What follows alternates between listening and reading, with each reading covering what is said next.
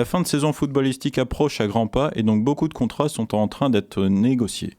Dans quelques semaines, les clubs dresseront leur bilan financier à la DNCG, la Direction nationale de contrôle de gestion. Mais pas de panique, on espère bien évidemment à nos amis bordelais. Pour l'instant, ce sont les finances de la Fédération française de football qui font l'actualité.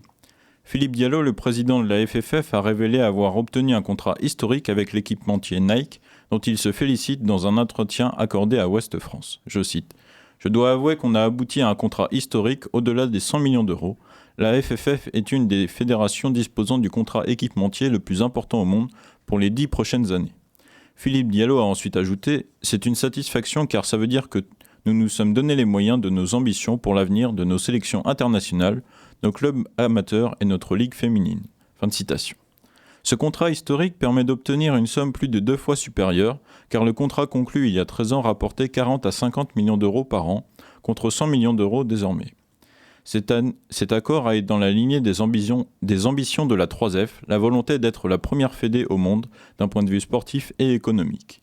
Et plus que ça, Philippe Diallo candidate à sa propre succession pour les élections de fin d'année, avec des idées pour un plan de féminisation concernant le futsal, ainsi qu'une réforme de l'arbitrage et bien d'autres sujets. Cependant, si la Fédé gagne plus, les primes des Bleus en cas de victoire de l'Euro masculin sont en baisse. L'actuel président de la FFF a repris le système de son prédécesseur Noël Le Graët pour que la redistribution soit moins importante pour les joueurs. Pour la finale au Qatar lors de la dernière Coupe du Monde, chaque joueur a reçu environ 490 000 euros. Alors que pour l'Euro en Allemagne qui commence dans un mois jour pour jour, un joueur de l'équipe de France recevra au maximum une prime de 470 000 euros si les Bleus décrochent le titre. Les primes étant une redistribution des sommes données par l'UEFA. Si l'équipe championne remporte tous ses matchs, elle obtiendrait un chèque de 28,25 millions d'euros. Dans le cas où les Bleus réalisent un parcours parfait, la prime baissera légèrement si Didier Deschamps choisit une liste à 26 noms, ce qui a la possibilité de faire, bien que la tendance semble plutôt être d'une liste à 23. Les primes issues des 30% de la dotation UEFA, auxquelles il faut ajouter une belle prime de droit à l'image, notamment pour leur participation, la participation des joueurs, aux opérations commerciales avec les partenaires.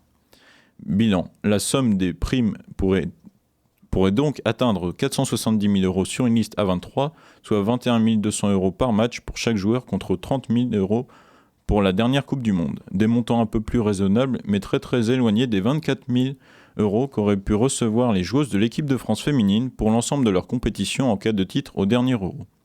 Pour finir, rappelons qu'en réalité, les joueurs reversent en majorité leurs dons à des associations caritatives.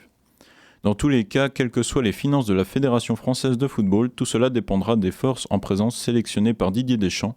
La liste sera dévoilée ce jeudi 16 mai.